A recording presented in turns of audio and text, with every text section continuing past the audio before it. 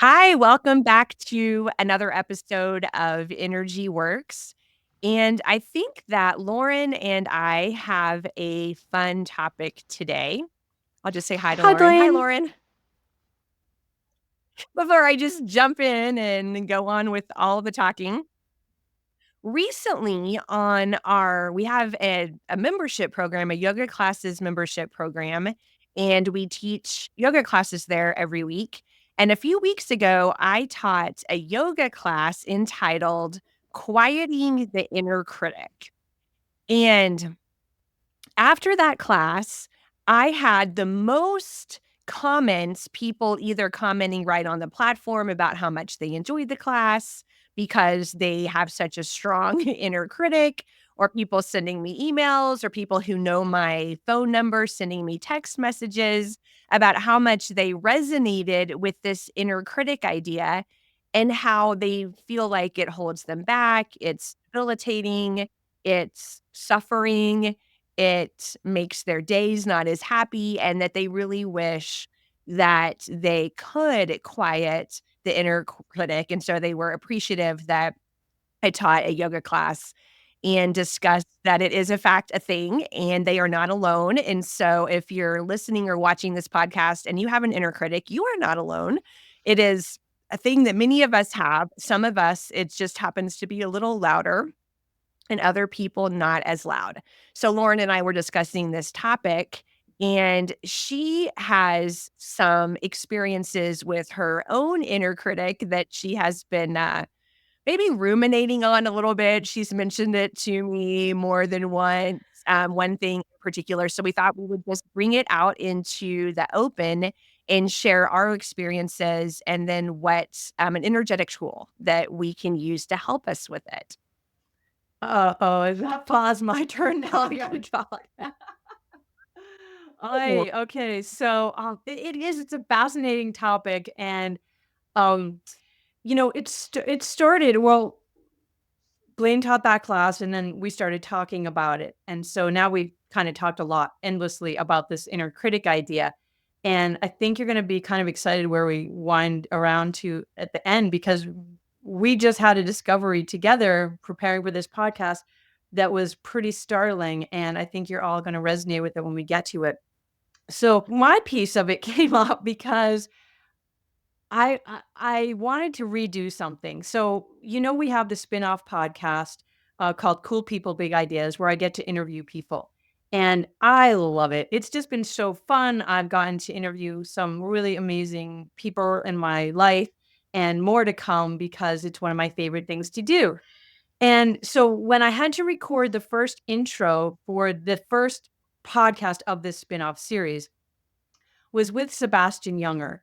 And I mean, I'm not gonna lie, I was fangirling out on the opportunity that I had to meet him and to interview him because in my world, in my mind, he's huge. Like he's huge. He's a New York Times bestselling author. He's, nominated for Academy Award for a film that he did. Like it just goes on and on and on and on. And he's absolutely brilliant. And um, there were so many things that went on in his life that had parallels to the life that I had lived that I got to ask him these questions. Anyway, it was just amazing. I really enjoyed that podcast. So then I had to do the intro to the podcast, and here we got to of this inner critic because I don't ever use notes. I don't use what are those things where the words go by on the page and or you can see them teleprompter for Teleprompter. that. I everything is off the cuff. I rarely plan what I'm gonna say. If you take classes with me, you'll see I have notes, but I really just I kind of tune in. I tune into the field and I just let whatever flows through me. And so I did this intro to this podcast, and I remember when I was doing it, my mind kind of went blank in the middle of doing this intro. Now, we could have re-recorded it. I could have said at the moment, "Hey, Blaine, let's redo this," but I was already halfway through it and time was of the essence, and so I just kinda I froze in the middle of it and then just kinda said some things and then kept going. Now, if you're listening to that intro, you probably like, "Oh, whatever." But in my mind, I go back to that moment where I am gonna admit it right here in front of everybody. I gotta just say it and get it off my chest. I said something like, I'm so excited for this first spin-off podcast, Cool People, Big Ideas. I'm interviewing Sebastian Younger, da, da, da, da. And then I said, it's so embarrassing. I love interviewing people. Here's where my mind went blank. What do I say next? And instead of like saying something smart or wise or funny or whatever, I just said, I love it. I love it. I love it. I love it. And then I just went on to the rest of the thing.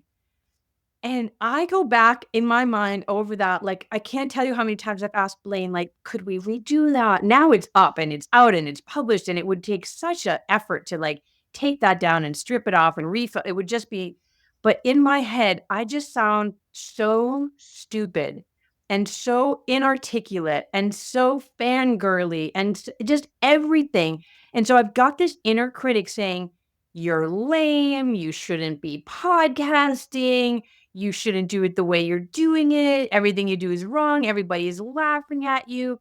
You know, podcasting is a big thing now. There's so many people out there. Everybody's better than you. Why are you even doing this? You suck." So I'm just going to leave it there for a second. But that's how we circled back to let's talk about this because that inner voice has been so loud and very specific, and I keep sharing it with Blaine and like, "Help me, please. Do I have to just let this go?" And so we'll get to what we have decided to do with this, but that's how my inner critic kept showing up very viscerally.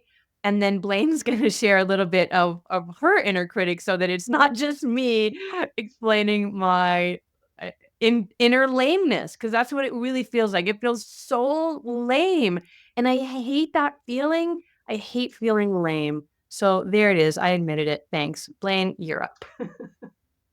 I love it. Thanks. Thank you for the opportunity. So bad. Oh, goodness. One of the things we've been reflecting on because we actually do a little bit of preparation for these podcasts. We have some idea what we're going to say, but usually it is because of multiple conversations. Either we've been having for years or we've been having recently or something like that. And then something will pop up like this class and the popularity of the theme in the feedback that I received. I I do seem to think based on our conversations and even, some of the women who gave me feedback, I know some of them pretty well, some of them not as well, but the root cause or the nature or the tone of the inner critic does seem to have a unique quality per person. And I am not a psychologist or even an armchair psychologist or anything like that, but you and I have talked about some childhood stuff being the root of where we think ours came from. And so I think it's a little bit, if you know 5 people, then they probably have 5 different types of inner critic. I think everybody has their own flavor of what the voice is telling you.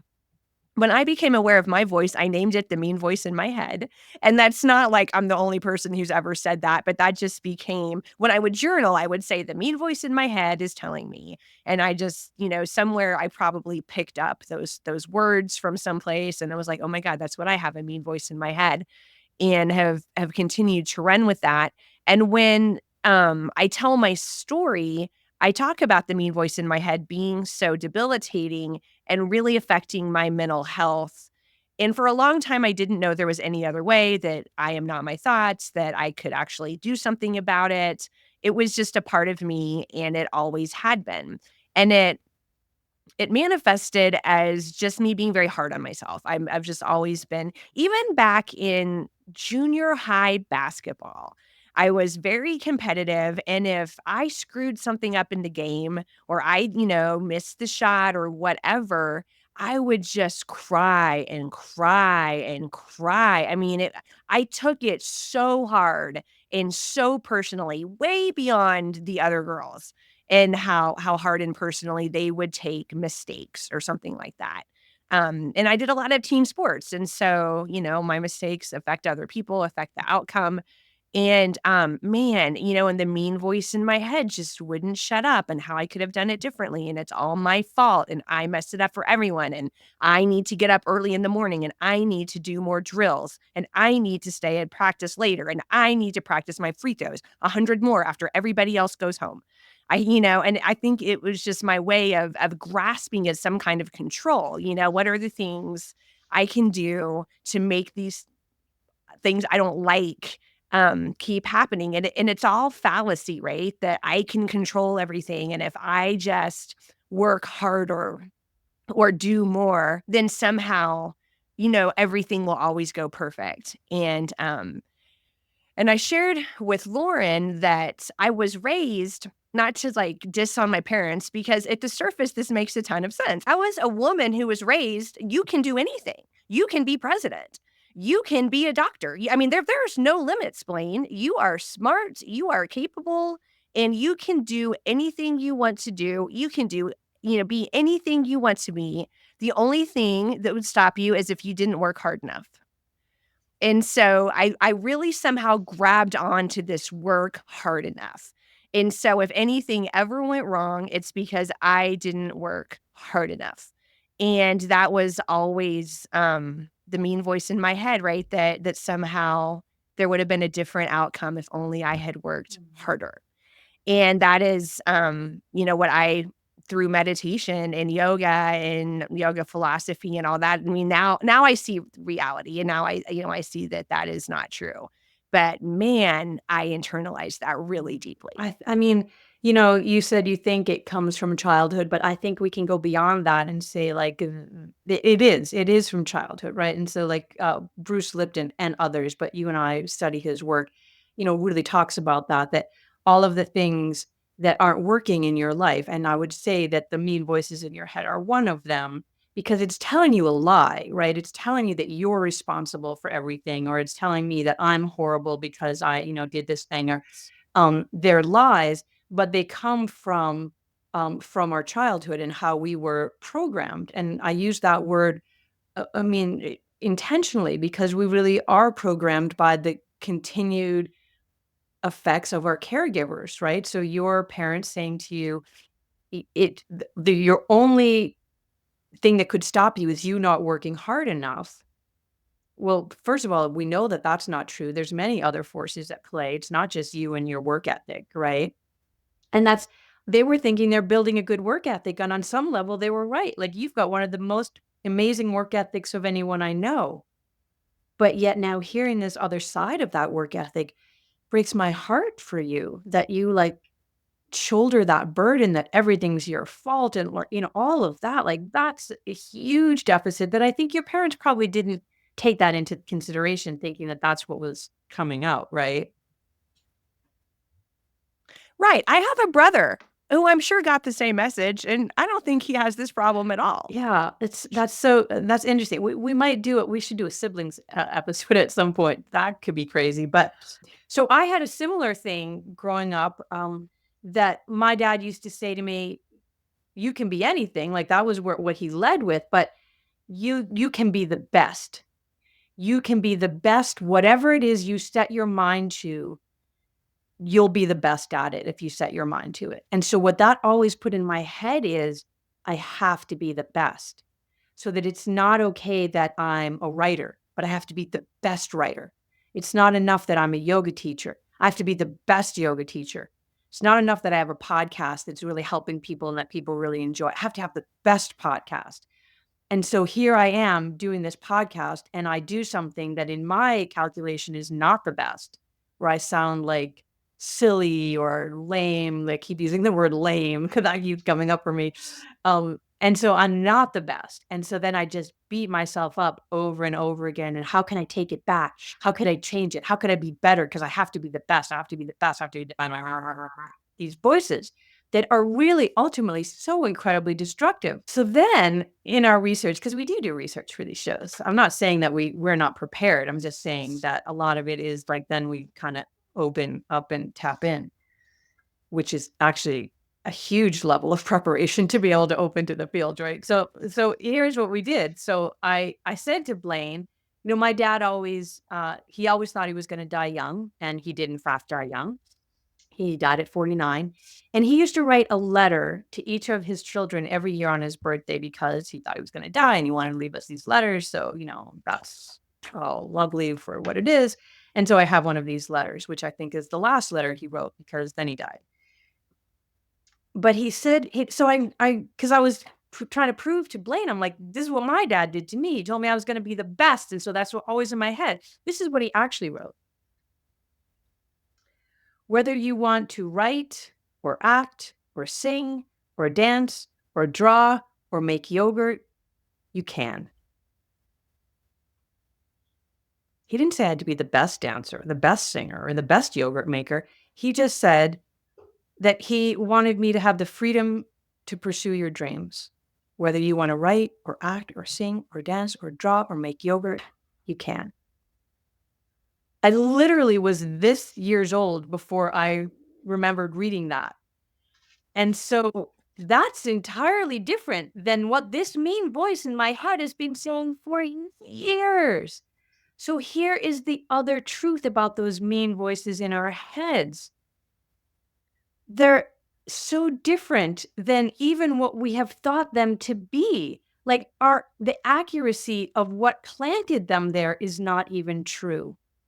And that our belief systems can completely destabilize us and make us think something is true when it isn't true. I don't have to be the best podcaster. I just have to be my best podcaster. And Blaine, I want to ask you to share this again from the Bhagavad Gita, because when you just shared it a little bit ago, I thought it was really resonant, because part of being the best, right, is in comparison to what? Which means you're comparing yourself to every other singer or dancer or writer or yoga teacher or podcaster, because you're only in relationship, right? Everything is in relationship to everything else. And so then you're in comparative land, and then nothing, very little good can come out of that. Blaine, share with us the wisdom of the Bhagavad Gita.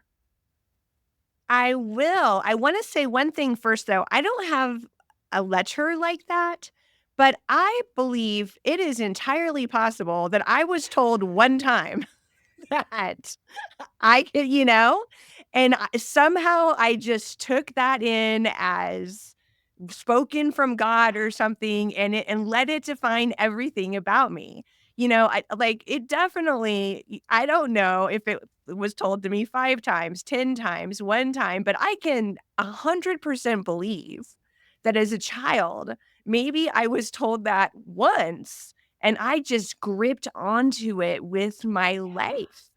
I don't I again, is it a lie? I mean, it is a lie, but is even my Oh, recollection of its weight yes, a lie? yes. And I think it would be I really don't interesting know. at some point to get into like the things that we believe that then create our belief systems, because a belief is just one thing. Then you have a whole system of beliefs that is how you operate in this world. And oftentimes those beliefs are not true. And so you're operating from a place of distortion of your own being. And that can be incredibly disruptive and detox and toxic, really. We need a detox from that. It's so, Mhm. this is a total tangent. We're going to get back to the Bhagavad Gita, but I just have to say this because I've been thinking about it a lot, of what you believe and what is true. And so last night I was outside on this little hill and watching the sunset. And I took my glasses off because I like to kind of be in what my actual vision is, which is blurry. And so then I turned around and I was like, is that a bear over there? It could very well be a bear. And it couldn't actually be a bear. I live in bear country. It could very well be a bear. And my body started to react. Not terrified, because I'm not terrified if I see a bear, but I'm not also neutral. I have a reaction that there is a bear 20 feet away from me. So I pulled my glasses up off of the ground and I put my glasses off, and no, it was definitely not a bear. It was not even close to being a bear. But for that moment, my body believed that it was a bear. And so for me, it was a bear. It was a bear because I believed it. My body believed it. And what am I going to do? My bear spray was in the house. Why was I even this far from the house without my bear spray? All of this was going on. It was not a bear. So what we believe has a physical effect on us. It is not just like, oh, I thought that and it wasn't true. Okay. It has a physical, a cascade of chemicals through the body that prepared me if this was a bear. All of that happened and it wasn't a bear. So what you believe really has a radical implication for your life. Okay, now the Bhagavad Gita. Mhm. So many directions we could go with that, those lenses we see Mm. things through or not. Um, yeah, so the Bhagavad Gita, I'm gonna butcher this a little bit because I don't have the book in front of me here, but Lauren and I were talking about this, but the gist of the verse is instead of being the second best version of somebody else, be the first best version of yourself. And I've carried that since I've learned that. And when I find myself in that comparison mode, which, we all can find ourselves in, like, do I wanna be the second best version of her or the first best version of me? I love that. It's just like truth. That's just a truth bomb, right? That's just a truth bomb right there. And I think when I've gone over that little podcast blip, and obviously that's just like a little glimmer of something. It's not the only thing that I harp on myself for, but it was very visceral and maybe some of you have heard it, so you know what I'm talking about.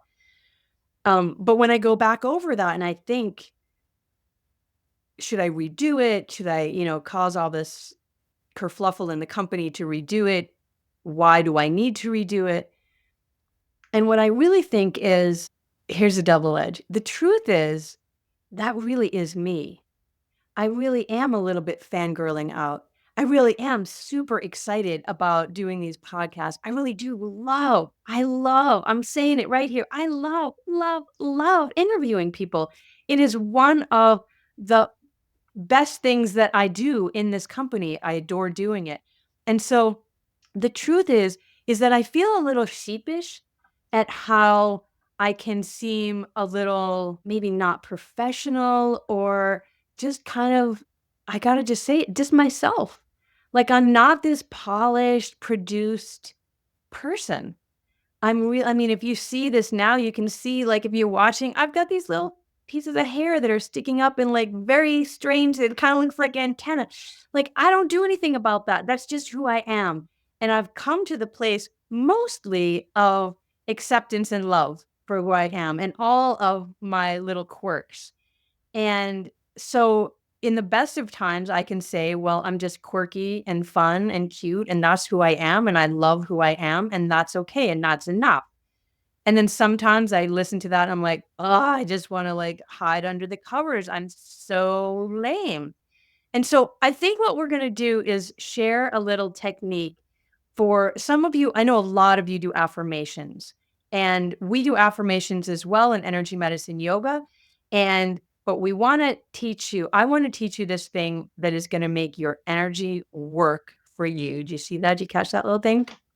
In a different way than just doing affirmations. Because the problem with just doing affirmations is those voices in your head are generally much stronger than your affirmation. So your affirmation is, I'm a great podcaster. But the voice in your head is, you kind of cheesy sometimes. And then your voice says, I really love myself. And then there's a voice, except when you do those things that you kind of think are cheesy, right? So you've got this interplay going on in your head. You're trying to affirm something, but then these inner critics, these inner voices are shooting them down left and right, left and right. No, you're not good. You're not worthy. You're not this. You're not that. You're not. I'm going to tell you the truth, says mean inner voice. I'm going to tell you how it is. And so then you're like, well, affirmations don't work. And often in that way, they don't work. But if you can imagine, if you could take that inner critic, that inner mean voice, and just say for a minute, I'm not even sure you're real. So just for a minute. And while that inner critic then kind of quiets down and is like, oh, what's going on here? Why is she talking to me like that? And then you put in the affirmation, I'm amazing. I love myself. I'm worthy. I'm healthy. I'm strong. Whatever it is that you want to have as your affirmation, you insert that affirmation into the hard drive, the operating system of you. Then, when that little voice comes back online, it's a little bit quieter. And now that affirmation that you put in by doing this energy technique has taken hold more strongly and more firmly rooted in the belief system of you. Did I line that up okay, Blaine? I think that sounds great, and I know what it is, and I know what's happening energetically, so I think you described it Okay, perfectly. awesome, cool. So I don't want to kind of belabor too much of what's going on there, but what I will say is this, and I think we've talked about it before on our podcast because we're gonna have to do a whole podcast on triple warmer sometime, but there is actually an energy system in your body that keeps your habits to you. And that may mean inner voice is a habit. It's just a habit. So there's a way already right there to kind of take some of its power away. It's just a habit. Just like you have a habit of walking one way to work or to school every day, it's just a habit. You have a habit of the way you brush your teeth or the way you make your hot drink in the morning. It's a habit, and you can change habits. This is the powerful piece. And so this system, we're going to just quiet it down for a moment. And then we're going to do a hold on the body that actually helps to insert your affirmation into the unconscious mind, which is the operating system of you. You don't wake up in the morning and think, heart, you should start beating a little bit faster now because now I'm awake. It just does that. It does that because it gets a little cortisol squirt and because the sun has come up and all of these things happening, and you don't have to do a thing. That's your unconscious body working. Same way you get in your car and you drive away, you don't have to be like, wait, where does the key go? Because you've done it a million times. And so we want to take this affirmation and make that be the same way as how you get in your car and you drive away. You get in your body and you drive away because you're like, I'm awesome today. And that's just not something that you have to like remind yourself because it becomes part of the system and you just operate from your awesomeness because you are awesome. Okay, so here's what we're going to do. If you're watching now, you can see what I'm going to do. I'm wearing headphones and I'm going to put my hands around those headphones, and we call them earmuffs because they look like earmuffs. So as if you were wearing actual earmuffs. And if you're just going to have your fingers be about 1 inch up from your ears and they're spread out. So you've got fingers all around your ears and your thumbs. Now, I can't do the thumb because I have these earmuffs on, but you're going to slide your thumb into that little hollow that's right behind the ear flap. And if you just slide your thumb right into that, you'll feel it. If you open your mouth and close your mouth, there's a hinge there. And the thumb is going to go there and the fingers are going to go around and you're just going to hold there. And what that does is energetically calms that habit system, that triple warmer, that fight, flight, or freeze energy. It just calms it down. It just calms it down. So you're going to hold your hands there around your ears. And now you're going to say your affirmation. You can look in a mirror. If you look at yourself right in the eyes and say an affirmation, it's really powerful. You can say it in your head. You can be in Roland, could you be in a car at a stop sign or a stoplight, maybe, as long as you have your eyes open?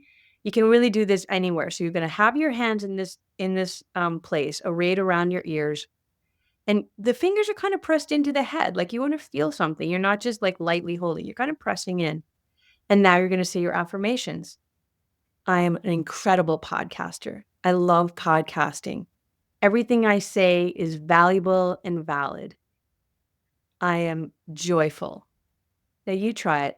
Think of 3 things that you want to happen in your life, that you want to manifest, that you want to be true for you, an affirmation, and say it out loud right now.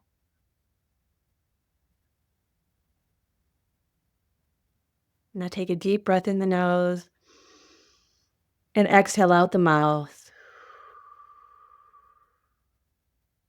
And now you're going to take your hand, and as if you were smoothing your ears, kind of pinning your hair behind your ears, you're just going to smooth back 3 times. And you can say your affirmations again, doing it that way if you like. And then just shake your hands off. And if you want to end it even more powerfully, you can put one hand on top of the other over the heart and just say, thank you. This is now my new reality. There you go. That's the energy medicine and energy medicine yoga way of doing affirmations. I love that. It is because I think I can only imagine everyone listening to this has had some kind of mixed experience with affirmations, right? Sometimes they work, sometimes they don't. And for that reason, like you said, it's hard to believe them. Sometimes you're trying to say something to yourself, and it's like the other half of yourself is like, I don't know about that. I can't really say something that I don't believe is true. So it's a wonderful technique, these kind of earmuffs with your hands to calm down that other voice so you can insert in the truth. I love it. I hope everybody tries it. And you can do it as many times a day as you want, whenever you want, looking in the mirror, not looking in the mirror. You do have both your hands not on a steering wheel. They're up, Yeah, that was not with your good. Don't do it fingers driving. kind of like in a Yeah. circle around behind your ears. So don't try to drive with your No. knee or something and do it. But other than that, it's a truly wonderful technique. And if you do it, we would love to hear from you. So just pop something in the comments, either if this is the audio version or if you're on YouTube with the video version, just pop any question you have or your experience with this in the comments, because we'd love to hear how it works for you. Awesome. Thanks everybody for tuning in, and we can't wait to hear your experience with this.